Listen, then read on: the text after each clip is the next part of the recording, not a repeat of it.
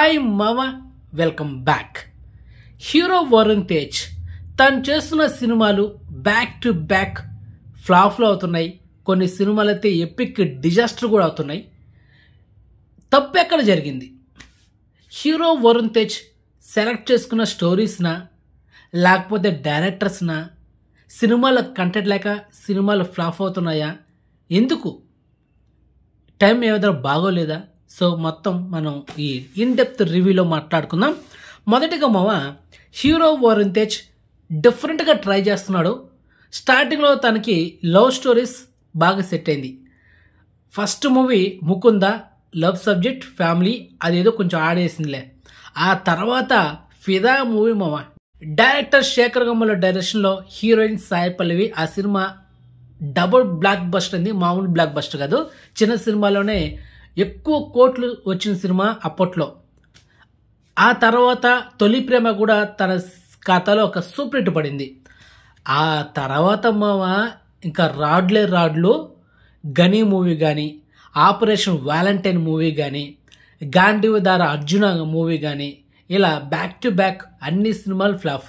ఆ రీజన్కి రిలీజ్ అయిన మట్కా మూవీ అయితే ఎపిక్ డిజాస్టర్ మూవీ మామ. సో తప్పు ఎక్కడ జరుగుతుందంటే, హీరో వరుణ్ తేజ్ సెలెక్ట్ చేసుకున్న స్క్రిప్ట్ అంటే కథ వల్ల సినిమా ఫ్లాప్లు అవుతున్నాయి.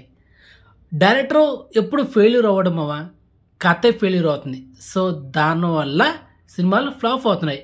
ఒక సినిమా హిట్ అవ్వాలన్నా ఫ్లాప్ అవ్వాలన్నా స్టోరీనే మెయిన్ హైలైట్.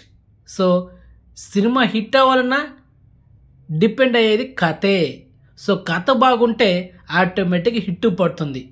సో ఇక్కడ ఏంటంటే వరుణ్ తేజ్ రిపీటెడ్గా చేస్తుంది అనేది కొత్తదనంగా ట్రై చేస్తున్నాడు, కానీ కమర్షియల్ ఎలిమెంట్స్ మిస్ అయిపోతున్నాడు సినిమాలో. గనీ మూవీలో కామెడీ లేదా, ఆపరేషన్ వ్యాలంటైన్ అనేది అది ఒక సీరియస్ కంటెంట్. ఆ యుద్ధ నౌకలు, ఆ యాక్షన్ ఎపిసోడ్స్ మనం చాలా సినిమాలు చూసాం, అదేం మనకు కొత్త ఏం కాదు. గణేష్ సినిమాలో కూడా సీరియస్ కంటెంట్. ఉపేంద్ర గారు ఉన్నా కూడా సినిమా ఫ్లాప్ అయింది.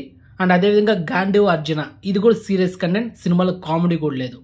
ఇకపోతే గద్దలకొండ గణేష్, ఈ సినిమా రీమేక్.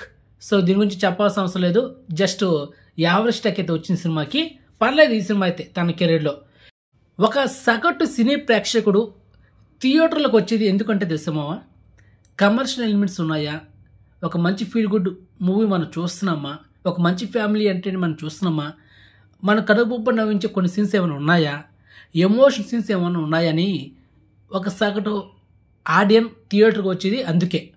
అలా కాకుండా క్రైమ్ థ్రిల్లర్ అని, ఈ యుద్ధ నౌకలు, ఈ ఫైట్స్, అది కాదు సినిమా. కమర్షియల్ ఎలిమెంట్స్ అంటే అన్నీ ఉండాలి మామ. లవ్ స్టోరీ ఉండాలా, ఫ్యామిలీ ఎమోషన్ సీన్స్ ఉండాలా, కామెడీ అని ఉండాలా, లేకపోతే హారర్ ఎలిమెంట్స్ అని దాంతో కలిపి కామెడీ కూడా క్రియేట్ చేయాలి.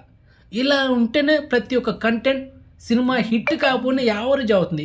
అలా కాకుండా సినిమా ఫ్లాప్, ఎపిక్ డిజాస్టర్ అవుతాయి. ఇలాగా ఇది మట్కా మూవీ కానీ గనీ మూవీ లాగా అవుతాయి. సో అందుకే మళ్ళీ ఒక కొత్త రూట్లోకి ఎంటర్ అవ్వబోతున్నాడు హీరో వరుణ్ తేజ్.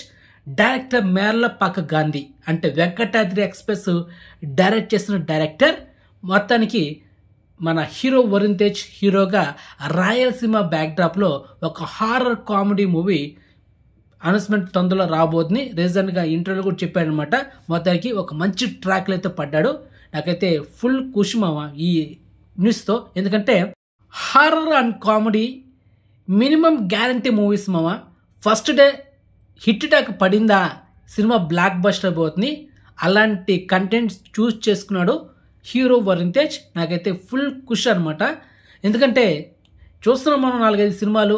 ఆ లోఫర్ సినిమా కూడా ఫ్లాప్ మామ. పూరి జగన్నాథ్ కాంబినేషన్లో హై ఎక్స్పెక్టేషన్ పెట్టుకున్నాం, మదర్ సెంటిమెంట్ అని, ఏం లేదు సినిమాలో.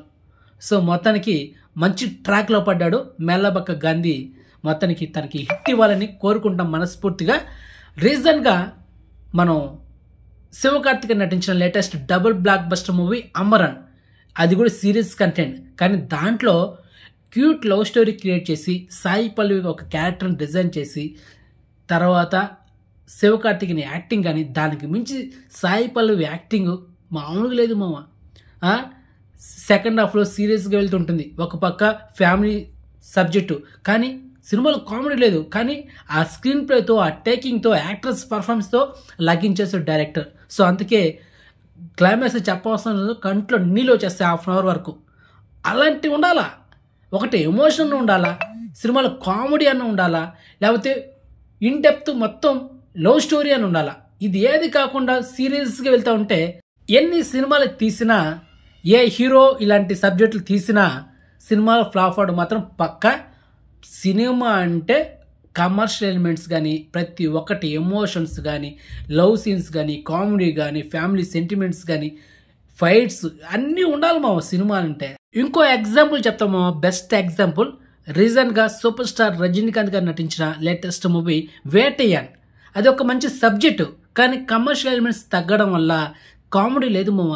జలే cinema commercial elements movie, comedy ఉంటుంది, ఎమోషన్ సీన్స్ ఉంటాయి. కానీ ఈ సినిమాలో స్టోరీ బేస్డ్ మూవీ, దానికి తగ్గట్టు కమర్షియల్ ఎలిమెంట్స్ తగ్గించేశాడు, కామెడీ కూడా చాలా తక్కువ అయిపోయింది. సో దానివల్ల సినిమా దబ్బడిపోయింది.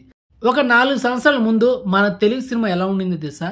ఒక 4 ఫైట్లు, ఒక 4 సాంగ్స్, బ్రహ్మానందం గారు, ఆలీ గారు, ఇలా ఒక 5-6 మంది కామెడియన్స్తో ఒక కామెడీ ట్రాక్, అంతే సినిమా అయిపోయింది. అలా రిపీటెడ్గా చాలా సినిమాలు ఫ్లాప్ అవుతూ వస్తున్నాయి.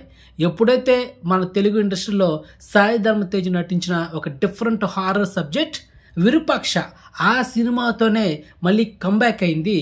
కొత్త ధనంతో కొత్త స్టోరీస్ వచ్చాయి. ఊరు పేరు భైరవ్ కోన కానీ, పాయల్ రాజపూత్ నటించిన మంగళవారం మూవీ కానీ, మా ఊరి పొలిమేర పార్ట్ 2 కానీ, ఇలా కొత్త ధనంతో వచ్చిన సినిమాలు ప్రేక్షకులు ఆదరించారు.